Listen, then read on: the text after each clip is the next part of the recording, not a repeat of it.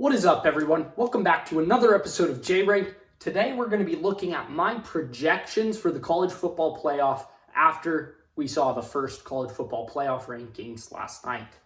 Okay, so to start off, we're going to talk about how I project these rankings to go down. This is my projected final top 18 rankings so that you can see who will be in the playoff and then who the first teams out will be. I'll discuss each of those teams. This is the projected bracket for those who are interested. And then these are the 11 teams that I don't have on here who I think have a genuine path to the playoff, but ultimately I don't expect them to make it. Let's start over here with number 1, Oregon. That seems pretty straightforward. I expect them to win out. I expect them then to go to the Big Ten championship game. I project that they'll end up playing Indiana and knocking off the Hoosiers. We'll get number 1, Oregon. We'll slide right into the number 1 seed. Number 2, I project Georgia. They have a more difficult schedule than Oregon. They still play Ole Miss and Tennessee, and then they end the season against Georgia Tech, who is not a bad team at all. Because of that, I wouldn't actually be surprised if Georgia's absurd schedule allows them to jump Oregon should they win out, which I expect them to. But I'm going to keep it Oregon over Georgia because of the Big Ten bias we noticed last week, even over the SEC. And so I think it'll be Oregon, closely followed by Georgia at number 2. I expect Georgia to end 11-1. I expect them to play Tennessee in their conference championship game and win, which will slide Georgia into the number 2 slot. I project Miami to end ranked number 3. They have a light schedule moving forward. Georgia Tech and Syracuse aren't bad, but Miami should be able to take care of business. Now, their lone ranked win is against Louisville, who barely made the playoff rankings at 22. I think Miami's currently a little bit overrated, but at the same time, as they continue to win, which I expect them to, and then I expect them to go to their conference championship game against SMU and win, 13-0 Miami should be a no-brainer to be top 3, even if other teams that play difficult schedules end up with just one loss. So I project Miami to be the 3 seed and the number 3 ranked team. Indiana, I project to beat Ohio State. That's the lone game where it's, I think, going to get a little bit interesting. Indiana versus Ohio State will not be a playoff elimination game, I do not think. However, it's probably a battle of who's going to be, the 5 seed and who's going to be more towards the bubble when it comes down to things. And it's probably also a battle of who's going to end up in that Big Ten championship game. I project Indiana to win that game and win the rest of their game. They're currently ranked number 8. I project them to be able to move up enough with that win to end up at number 4. They would be the 5 seed because the next highest conference champion is BYU at 6, who would jump them in seeding. So BYU would be the 4 seed. Indiana would be the 5 seed. Okay. At number 5, I expect it to be Texas. I think Texas should win out. They've got a manageable schedule. Their hardest remaining game is at Texas A&M. I project them to win that. They'll end the regular season at 11-1. They'll go to the SEC championship game versus Georgia. And I'm sorry, I misspoke before in saying Tennessee into the SEC championship. That's my apologies. Texas versus Georgia in the SEC championship game. Expect Georgia to win. That's a 2-loss Texas. I don't think Texas with 2 losses to Georgia with a mass schedule based on where they are right now at number 5, winning out, adding a couple decent wins in Florida, Arkansas, Texas A&M, and then losing to Georgia again isn't going to drop them from where they currently are. So I project them to stay at number 5. I don't necessarily think that's fair, but based on what the committee's shown us, that's where I expect them to be. They'll slide in as the number 6 seed. Ranked number 6, I have BYU. I expect them to win out and then win their conference championship game against Colorado. That would put them at 13-0, but they're currently disrespected and they don't have any more great wins available for them to get. Their hardest remaining game will probably be their rivalry game against Utah. The best team they play going forward is likely Arizona State, but Kansas and Houston are also trap games. It's not an easy schedule, I don't think, but it's also not one that's going to pop off the page in terms of quality wins or strength of schedule. So I expect BYU to end at number 6. People will say they're underrated, but regardless, all they have to do is win out, and they'll end up with that first round bye, seeded number 4. At number 7, I've got Penn State. In my opinion, they're the most overrated team in the inaugural playoff rankings that we saw last night. But I expect them to be able to win out. They've got a very manageable schedule. I think they'll miss out on that Big Ten championship game. It'll be Oregon versus the winner of Indiana-Ohio State. Penn State's not making that conference championship game, and at 11-1, they'll easily be able to stay about where they currently are. I expect them to get passed by BYU when BYU knocks off Colorado in their conference championship game. So Penn State will slide down a spot to number 7, seeded number 7.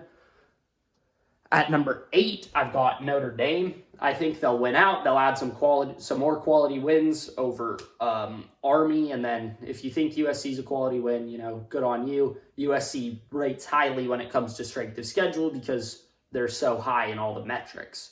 Notre Dame will move up as they do that. And I think they end up right around number 8 at 11-1. Okay. Number 9, I've got Alabama. I think they'll win out. I think they beat LSU this weekend. That's their hardest test. The reason I think Alabama's going to knock off LSU is because LSU couldn't stop Marcel Reed of Texas A&M, who's a great mobile quarterback. Jalen Milroe's a better mobile quarterback, and that'll be very difficult for LSU to stop based on what we saw in that Texas A&M game. So I project Alabama to win that and then win out. They're sitting at 10-2. They'll miss out on their conference championship game, slide right into number 9 as the 9 seed to play Notre Dame. At number 10, I've got Ohio State. I think they lose to Indiana. They'll end up 10-2 without really any quality wins besides Penn State. Michigan State's not bad. Iowa's not bad. Nebraska's not bad. And then they'd pick up a win over Michigan. That's not bad, but nothing too impressive. Still, though, we saw the Big Ten bias, and so 10-2 Ohio State, I think, slides in here at 10. At 11, I've got Tennessee. I project them to lose to Georgia, which knocks them out of the SEC championship race, but does not knock them out of the playoff. They have a win over Alabama, and that's basically what gets them into the playoff because they won't pick up any other wins over teams I project to be ranked. They will pick up a quality win over Vanderbilt, I expect. Now, if they beat Georgia, that's a different story, but right now I project Georgia to win that game, and we'll end up with 10-2 Tennessee ranked at 11. At 12, I project Boise State. That's where they currently are, and I don't see them having much opportunity to move up. They play San Jose State, Nevada, San Diego State, Nevada, San Jose State, Wyoming, Oregon State. None of those are going to be impressive for the committee. They're not going to be able to move up, but I don't think they'll move down either because they'll continue to dominate those opponents. Their conference championship game is why I think they're borderline a lock. I think they'll end up playing Colorado State, not UNLV. Colorado State is undefeated in the Mountain West Conference. And even though I think UNLV is a better team than Colorado State doesn't have any opportunities or doesn't have any difficult games on the schedule. And so I think Colorado State will win out, play Boise State, and then Boise State will win that game. And they'll slide right in at number 12 as the 12 seed. They could move up if they continue to dominate enough, but they won't have any quality enough wins, in my opinion, for them to slide higher up the rankings or the seedings. So that's why I have them as my top 12. I'm going to discuss these teams next, the teams that I think will end up a little bit angry on Selection Day. The first one is SMU. They were underrated in the first edition of the playoff rankings. Their remaining schedule is too easy. They play 3 4-4 teams in Boston College, Virginia, and Cal. And that's not going to be good enough. I project them to end at 11-1 and then go to their ACC championship game where they lose to Miami. If they win that, they're in the playoff, and so is Miami. But I project them to lose that game. So we're looking at the 11-2 ACC runner-up. And unfortunately, based on what the committee's shown us, I can't picture SMU being over Tennessee or Ohio State or Alabama or any of those two-loss teams who didn't make their conference championship. Despite the fact that SMU currently has 2 ranked wins, which is better than Tennessee or Ohio State, and better than anything Tennessee or Ohio State would end up getting, I don't expect SMU to be ahead of them based on what the committee's shown us. They'll have a very strong case to be angry. So will their ACC counterpart in Pitt.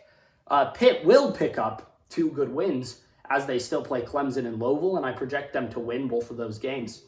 That's 2 ranked wins. They don't have any ranked wins currently, although Syracuse may end up being a ranked win by the end of the season. Still, though, I project them to end with 2 ranked wins. That's Clemson and Louisville. But they'll still be behind SMU because of how badly SMU destroyed them, despite the fact that they'll be at 11-1. And so in order for Pitt to make the playoff, SMU needs to make the playoff ahead of Tennessee, Ohio State, Alabama, somewhere in there. And then Pitt needs to also slide in above those teams. I think that could happen, and I think that would be the fair thing to do. Those teams would end up more deserving by resume, but unfortunately, I don't think that's what the committee will end up doing based on what they showed us last night. Number 15, I project to be Kansas State. I think they'll end up at 10-2. I think they'll win out. Their remaining schedule is Arizona State, Cincinnati, and Iowa State. None of those are walks in the park, but none of those pop out with the exception of Iowa State. They beat Iowa State. They've got a ranked win to go with Colorado, and possibly Tulane could end up being a ranked win as well. That loss to Houston really hurts them, and I think that keeps them out of the playoff ultimately. Now, I will say, if they win out and Colorado fumbles, loses a game, then Kansas State would end up in the Big 12 championship game, where if they win, they'd have a compelling case to make the playoff. Although I could see 2-loss Kansas State as the Big 12 championship be left out in favor of Boise State and Army should those teams win out.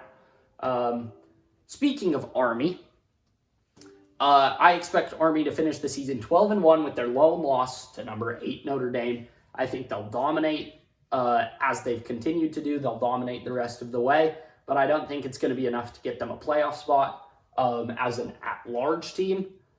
Now, if Boise State ends up losing a game, then Army would slide in as the Group of 5 champion representative in the playoff, but I don't think this will end up happening. I think Army ends at 12-1 and is left on the outside looking in. Washington State is another team that unfortunately doesn't have a difficult enough schedule to make the playoffs. I think they'll end at 11-1. They don't have a conference championship to play for because the Pac-2 is a joke now.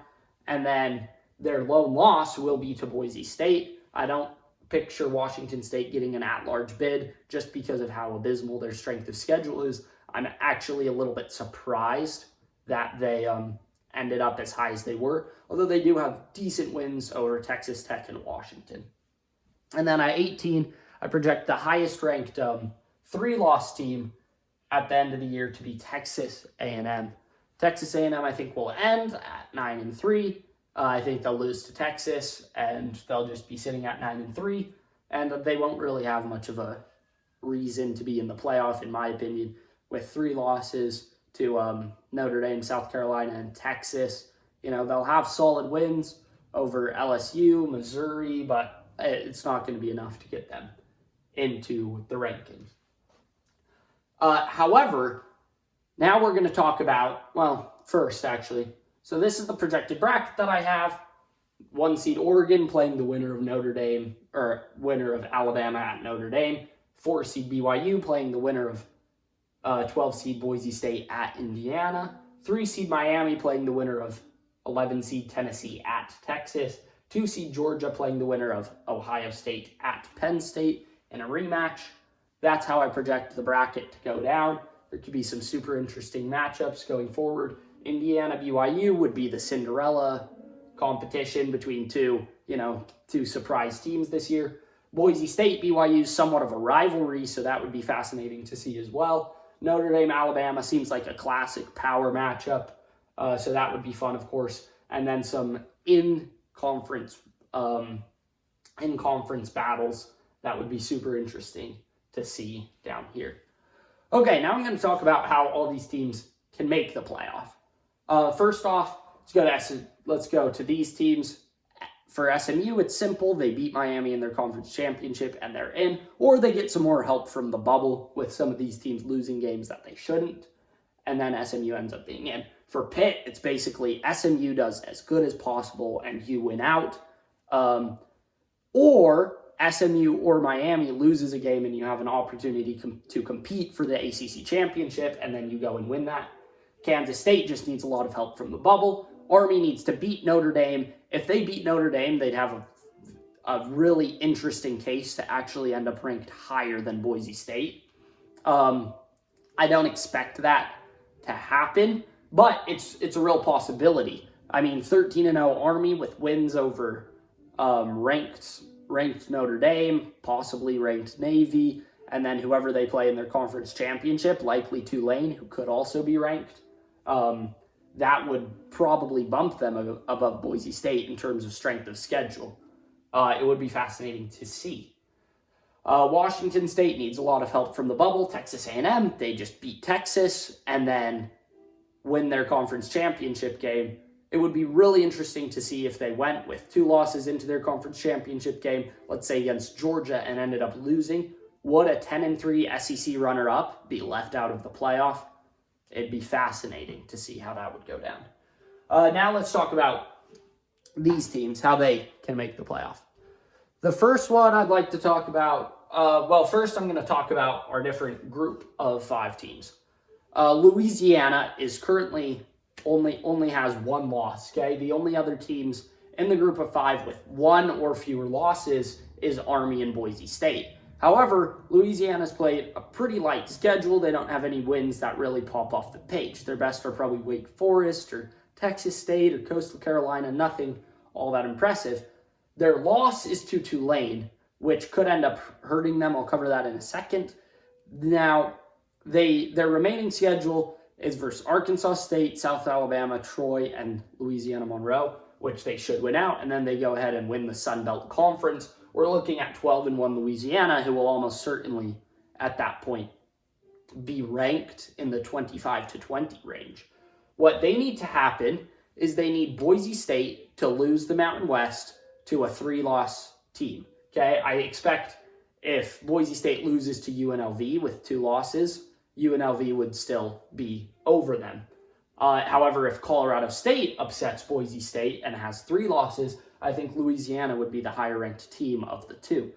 The second thing they need to happen is Army needs to go down to a team in the American Conference that has 3 losses that isn't Tulane.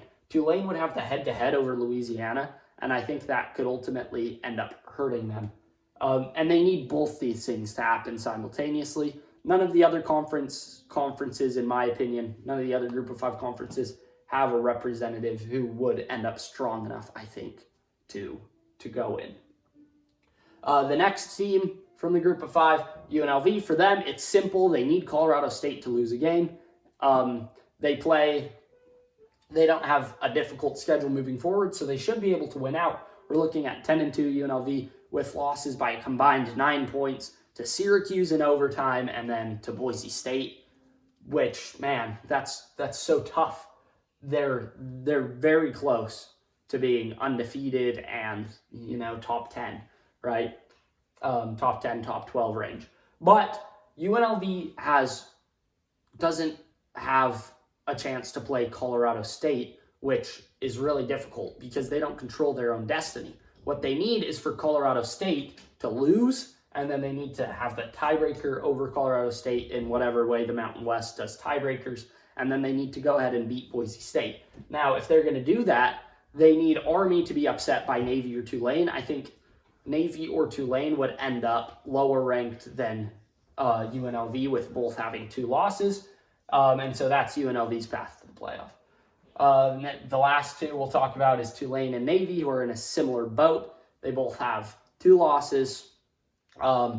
Navy hasn't looked good the last couple of weeks, but they do still have a path to the playoff, and that is win out. They do play Tulane, and the winner of that will likely go to the American Conference Championship against Army.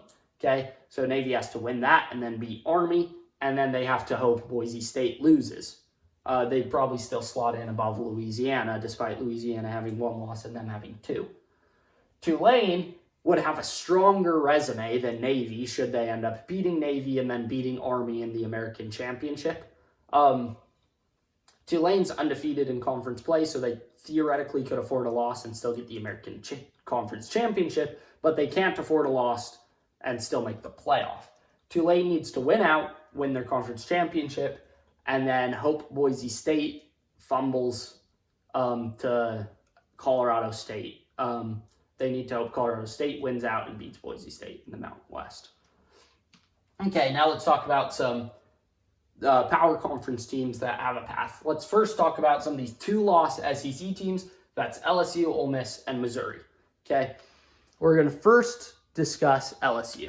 Okay, LSU's in kind of a similar position to Texas A&M in that they're sitting at 6-2, and they only have 1 conference loss. Okay, they do have wins over Ole Miss and South Carolina, which are solid. Their loss to USC, though, is really hurting them at this point.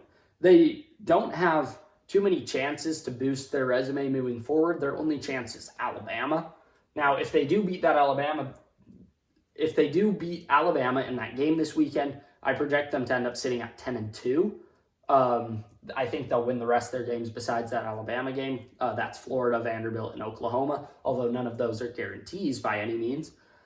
But I think LSU will end up sitting at 10-2. They'll end up, should they beat Alabama, and then they'll end up going or being in a position to go to the SEC championship game. If they lose, like Texas A&M, they'd be in a difficult spot because would the committee leave out a 3-loss SEC runner-up? I don't know. So that would be super interesting to see should it occur. If they don't make the conference championship game, then, which I don't see really being possible, should they win out, then they'd be in with 2 losses. But they're in a fascinating position. Now, Ole Miss has 2 conference losses, which makes things actually more straightforward for them. They have to win out. They play Georgia, Florida, Mississippi State.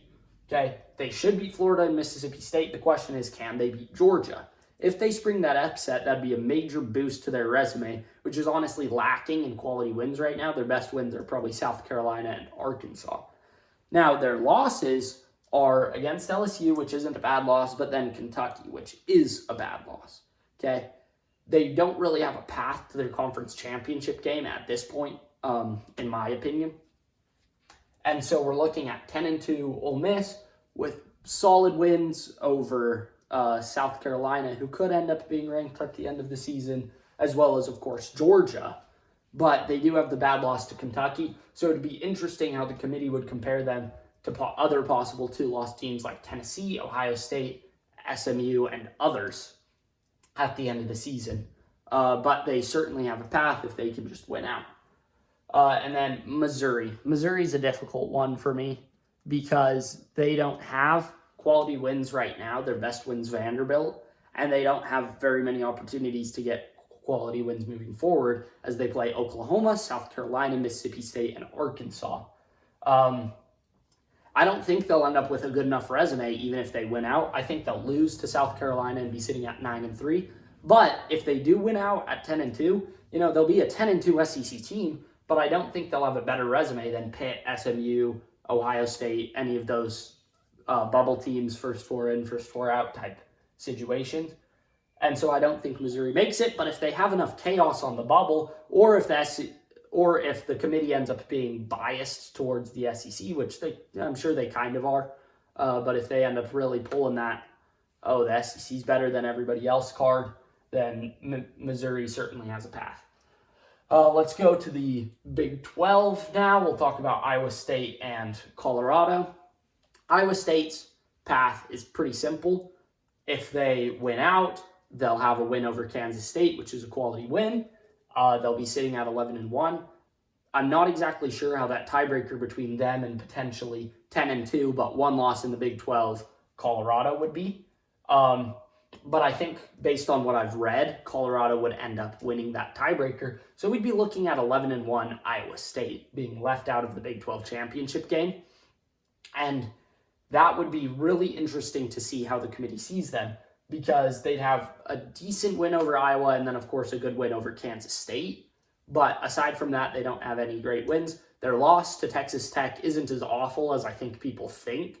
I wouldn't be surprised if Texas Tech went out and, won out from the rest of the way, just because they're playing really angry. Texas Tech seems to think that they've been cheated with the scandals with the helmet communications and whatever. Even though that's unconfirmed, that's what Texas Tech seems to think, and they're playing angry because of that. So it's not as bad of a loss as I think some people think.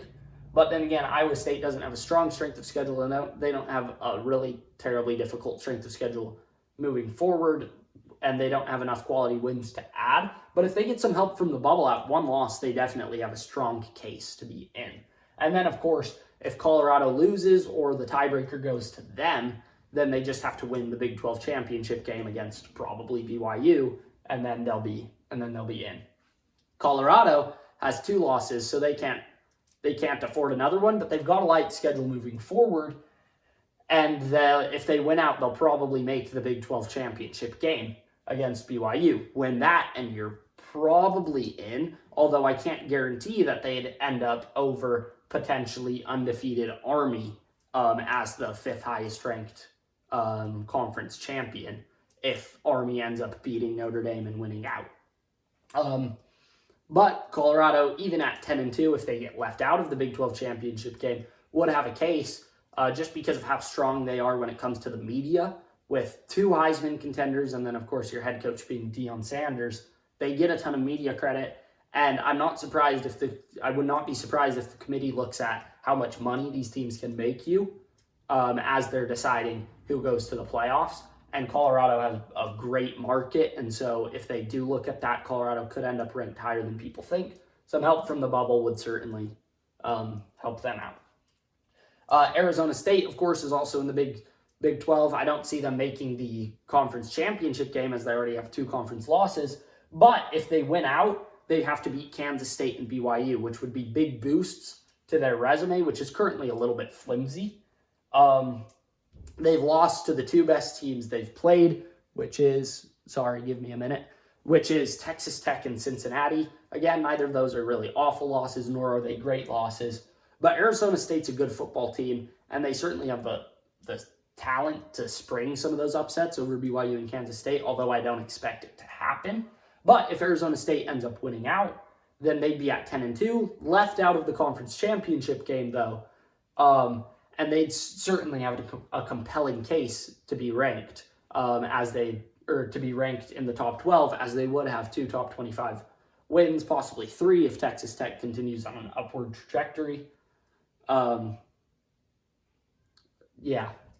So Arizona State's got a decent path.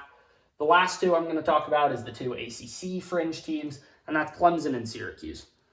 Clemson, in my opinion, did not deserve to be ranked at all. They've dominated the bad teams that they've played, and they've lost badly to the 2 good teams that they've played. So it's kind of hard to judge Clemson. Their schedule going forward, I expect them to win all their games except for Pitt and South Carolina. Now, if they do end up winning out, we're looking at 10-2 Clemson, who has losses only to Georgia and then ranked Louisville, as well as wins over probably ranked Pitt and potentially ranked South Carolina. And so Clemson would have a decent resume. They've got the brand name, and the committee certainly likes brand names, as we saw from last night's rankings debut. And so they could certainly slide in, but ultimately I don't see them sliding in above ACC, above counterparts like SMU. Now, if SMU or Miami loses, and then Clemson has a path to the ACC championship game, if they end up winning that, then of course they're almost certainly in. Unless, we end up with Army and Boise State both making it in over them. That'd be interesting to see. Syracuse is not going to make the ACC championship game. However, like Arizona State, they'd be a Power 4 team who could end up with just 2 losses. Okay, let me look at Syracuse's remaining schedule. Okay, they play Boston College, Cal, UConn, and Miami. Okay, Boston College and Cal are both 4-4. Neither of those will pop off the page. UConn doesn't pop off the page either, but UConn potentially could end up at 9-3 or 8-4 because of their resume, and that's, they beat an 8 or 9 win team. That's pretty good for Syracuse. And then, of course, Miami is a great opportunity to boost their resume. They have a solid win over UNLV. What they need is for UNLV to win the Mountain West and get that playoff spot. Because if they beat a playoff team, that certainly helps your resume. Their loss to Stanford is not good, and their blowout loss to Pitt is not good either. But if they win out and get some help from the bubble, as well as getting UNLV to be about as good of a win as possible, then they'll end up ranked. Or they could end up ranked high enough to make the playoff. That's all I have for you today. Be sure to like, subscribe, comment, and share. I'd love to see what you guys think about this, think about my projections. Go ahead and watch my other videos. I'm sure you'll enjoy them. Thanks for watching, and as always, have a great day.